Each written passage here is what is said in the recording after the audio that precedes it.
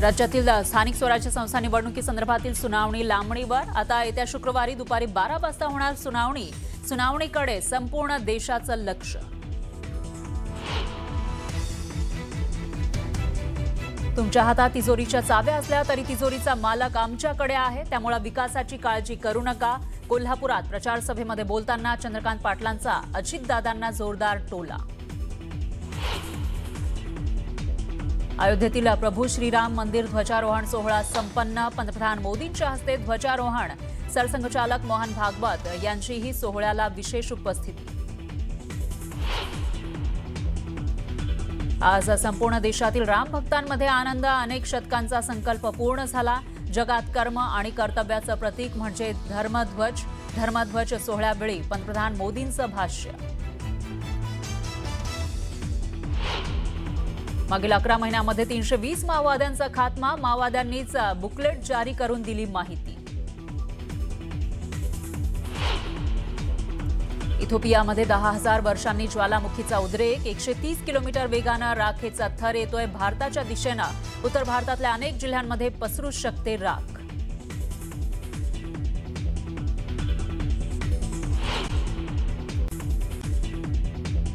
राज्यातील स्थानिक स्वराज्य संस्था निवडणुकीसंदर्भातील सुनावणी लांबणीवर। आता येत्या शुक्रवारी दुपारी 12 वाजता होणार सुनावणी। सुनावणीकडे संपूर्ण देशाचं लक्ष। तुमच्या हातात तिजोरीच्या चाव्या असल्या तरी तिजोरीचा मालक आमच्याकडे आहे, त्यामुळे विकासाची काळजी करू नका। कोल्हापुरात प्रचार सभेत बोलताना चंद्रकांत पाटलांचा अजितदादांना जोरदार टोला।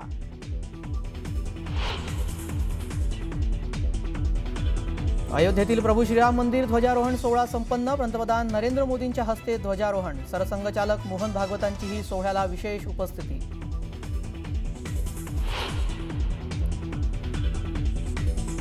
आज संपूर्ण देशातील राम भक्तांमध्ये आनंद। अनेक शतकांचा संकल्प पूर्ण झाला। जगात कर्म आणि कर्तव्याचं प्रतीक म्हणजे धर्मध्वज। धर्मध्वज सोहळ्यावेळी पंतप्रधान मोदींचं भाष्य।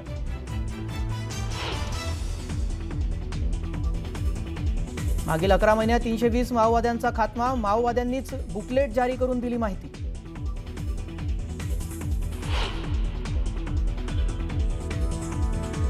इथिओपियात 10,000 वर्षांनी ज्वालामुखीचा उद्रेक। 130 किलोमीटर वेगानं राखेचा थर येतोय भारताच्या दिशेनं। उत्तर भारतातल्या अनेक जिल्ह्यात पसरू शकते राख।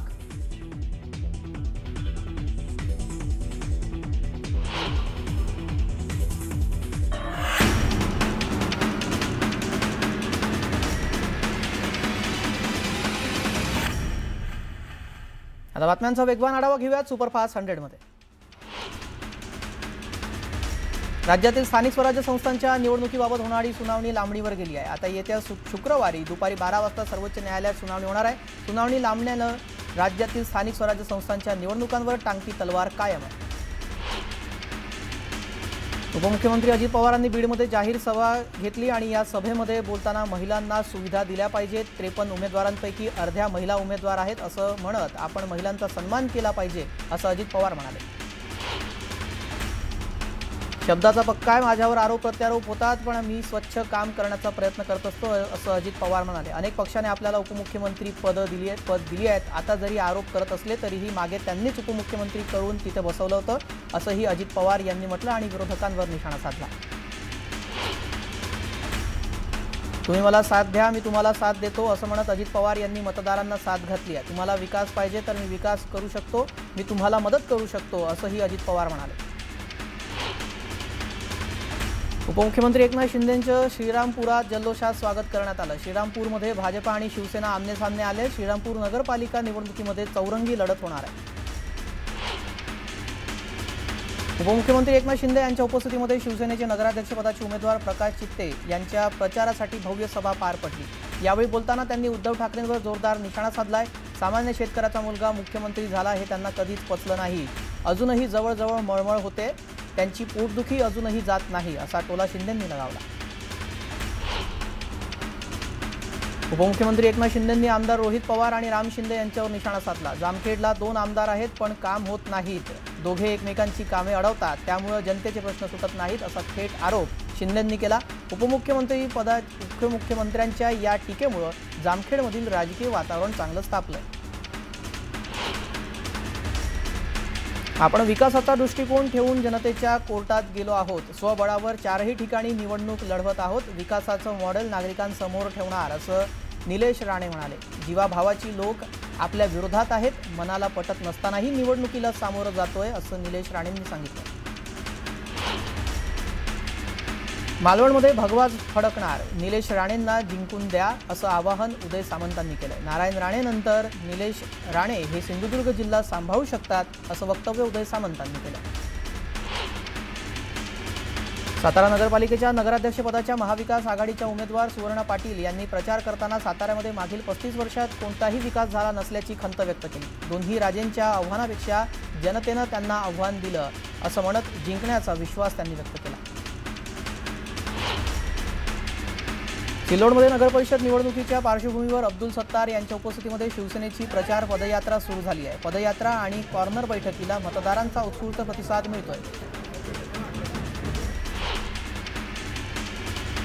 गोव्याचे मुख्यमंत्री प्रमोद सावंतांनी कोल्हापूरमधील चंदगडचे आमदार शिवाजी पाटलांच्या निवासस्थानी भेट दिली। यावेळी चंदगड ते गोवा या रस्त्याच्या समस्येबाबत आमदार पाटील यांनी सावंतांशी चर्चा केली आहे।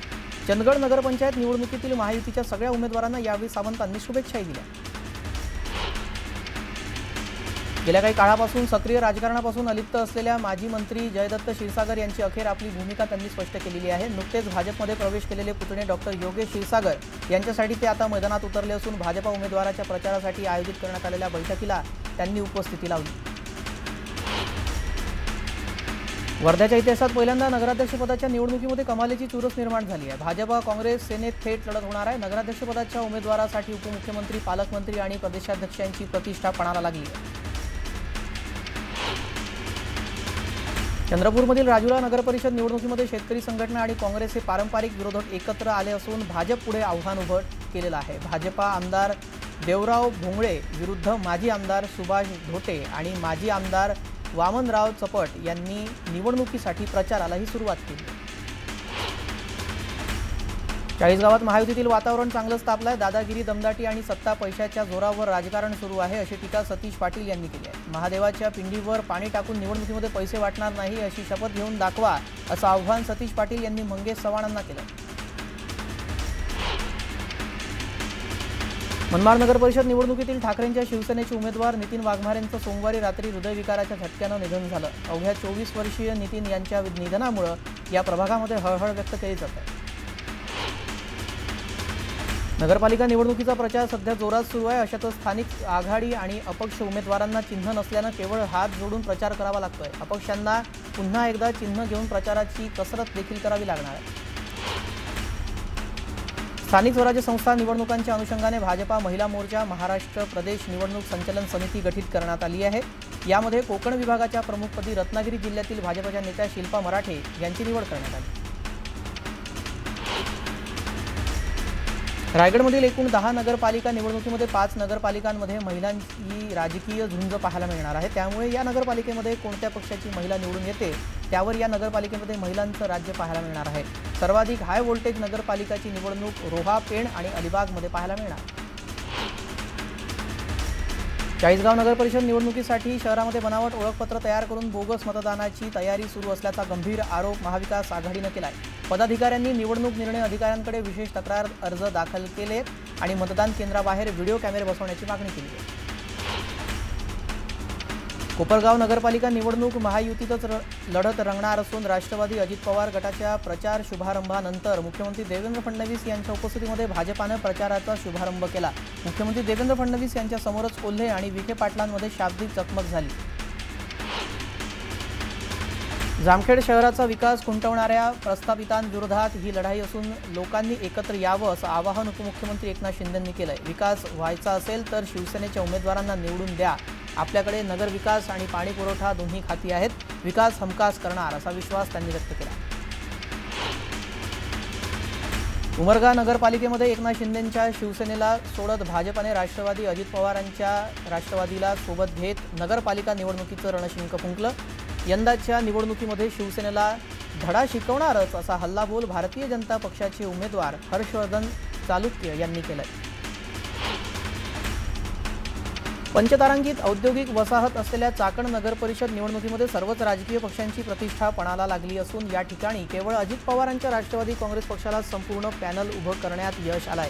माजी आमदार दिलीप मोहिते आणि नगराध्यक्षपदाचे उमेदवार भाग्यश्री वाडेकर यांच्या हस्ते नारळ वाढवून अजित पवारांच्या राष्ट्रवादीने चाकण नगर परिषदेचा प्रचार सुरू केला। भाजप शिवसेनेमध्ये धाराशिवमध्येही तणाव पाहायला मिळतोय। युती फिसकटल्यानंतर आता शिवसेना आक्रमक पवित्र्यात दिसतीये। आम्हाला अंधारात ठेवायचं आणि युती तोडायची हे भाजपचं प्लॅनिंग होतं। राणा जगजितसिंह पाटील यांना आपलीच ताकद जास्त असल्याचं वाटतं, मात्र शिवसेना ताकद दाखवणार असा इशारा जिल्हा संघटक सुधीर पाटील यांनी दिला। फुलंब्री नगरपंचायतमध्ये स्थानिक राजकारणामध्ये खळबळ उडाली आहे। शिंदे सेनेकडून नगराध्यक्षपदासाठी उभे असलेले आनंद ढोके यांनी भाजपमध्ये प्रवेश केला आहे। ढोके यांच्या भाजप प्रवेशाने शिंदे आणि भाजपमध्ये नाराजी पाहायला मिळते।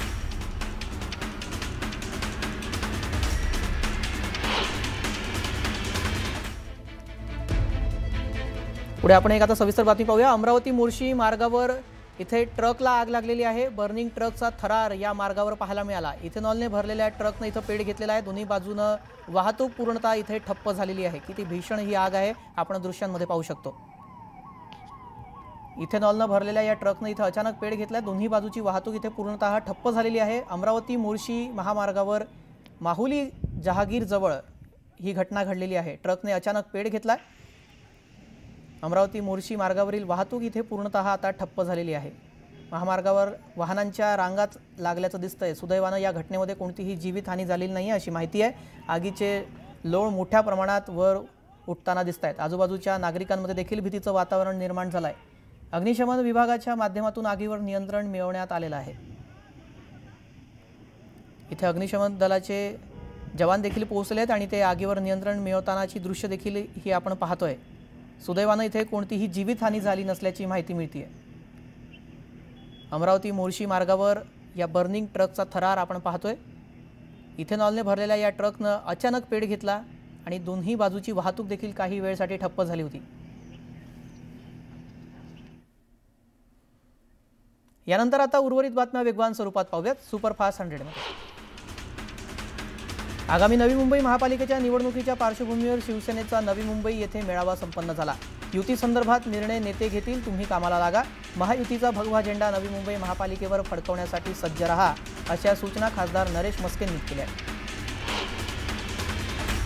सांगलीच्या जतमध्ये नगर परिषदेसाठी महाविकास आघाडीकडून प्रचाराचा शुभारंभ झाला आहे। काँग्रेसकडून या ठिकाणी नगराध्यक्षपदासाठी सांगली बाजार समितीचे सभापती सुजय शिंदे यांना उमेदवारी देण्यात आली आहे। भाजप राष्ट्रवादी अजित पवार गट आघाडी आणि शिवसेना शिंदे पक्ष आणि महाविकास आघाडी अशी चौरंगी लढत इथं पार पडणार। वाशिमच्या मालेगाव नगरपंचायतच्या नगराध्यक्षपदासाठी महायुतीमधील भाजपा, शिवसेना आणि राष्ट्रवादी हे घटक पक्ष तसेच महाविकास आघाडीमधील काँग्रेस तसेच वंचित बहुजन आघाडीने आपला उमेदवार निवडणूक रिंगणात उतरवला आहे। या निवडणुकीमध्ये मोठी चुरस निर्माण झाली असून अखेरच्या क्षणी तिरंगी लढत होण्याची शक्यता आहे। यवतमाळच्या पांढरकवडा नगर परिषद नगराध्यक्ष पदासाठी भाजपानं आतिश बोरेले यांना निवडणुकीच्या रिंगणात उतरवलंय। महायुतीतील मित्रपक्ष शिवसेना आणि अजित पवारांची राष्ट्रवादी काँग्रेस मात्र एकत्र लढतायत। भाजपकडून उमेदवारी न मिळाल्यानं माजी नगराध्यक्ष शंकर बडे यांनी अपक्ष उमेदवारी अर्ज दाखल केलाय। मंत्री पंकजा मुंडेंनी माजलगावमध्ये प्रचार सभेमध्ये बोलताना रिटायरमेंट घेण्याचं समाधान वाटायला लागलं, पण आणखी बरंच काम करायचं राहिलं आहे। आपल्याला जेव्हा रिटायरमेंट घ्यायचं असेल तेव्हा एक चांगली पिढी घडवली असेल असं पंकजा मुंडे म्हणाल्या। तिजोरीला एवढी भोकं पाडून ठेवली आहेत की त्याला काहीच राहिलं नाही अशी टीका विजय वडेट्टीवार यांनी केली आहे। बाकीच्यांकडे काही नाही तर त्यांना मत द्यायचं नाही आणि तुम्हालाच मत द्यायचं का असा सवालही वडेट्टीवारांनी विचारला। सलील देशमुख यांचा राजीनामा सुप्रिया सुळे यांनी नामंजूर केला। काल मुंबईमध्ये झालेल्या बैठकीमध्ये सुळेंनी देशमुखांचा राजीनामा नामंजूर केला। आता सलील देशमुख प्रचारात सहभागी होणार का याकडे लक्ष लागलंय। सुषमा अंधारे यांच्या दिल्लीतील भेटीवरून ठाण्याचे खासदार नरेश मस्के यांनी सस्पेन्स वाढवणारं विधान केलंय। सर्वच पक्षांचे लोक भेटायला येतात, त्या भेटीमध्ये काय चर्चा झाली ते आता सांगणं योग्य नाही, मात्र वेळ आल्यावर त्याबाबत सविस्तर भाष्य करेन असं मस्के म्हणाले। नवी मुंबई येथे 4 महिन्यांपासून अनावरणाच्या प्रतीक्षेमध्ये असलेल्या छत्रपती शिवाजी महाराज यांच्या पुतळ्याचं मनसे नेते अमित ठाकरे यांनी रुद्राभिषेक करत अनावरण केलं। त्यानंतर नवी मुंबई पोलिसांनी अमित ठाकरे यांच्यावर गुन्हा नोंदवत नोटीस बजावली। याचा निषेध करण्यासाठी ठाण्यामध्ये मनसे पदाधिकारी स्वप्नील महेंद्रकर यांनी व्यंगात्मक बॅनर लावून घटनेचा निषेध नोंदवला। अयोध्या नगरीत राम मंदिर ध्वजारोहण सोहळा संपन्न झाला। पंतप्रधान नरेंद्र मोदींच्या हस्ते राम मंदिरावर ध्वजारोहण करण्यात आलं।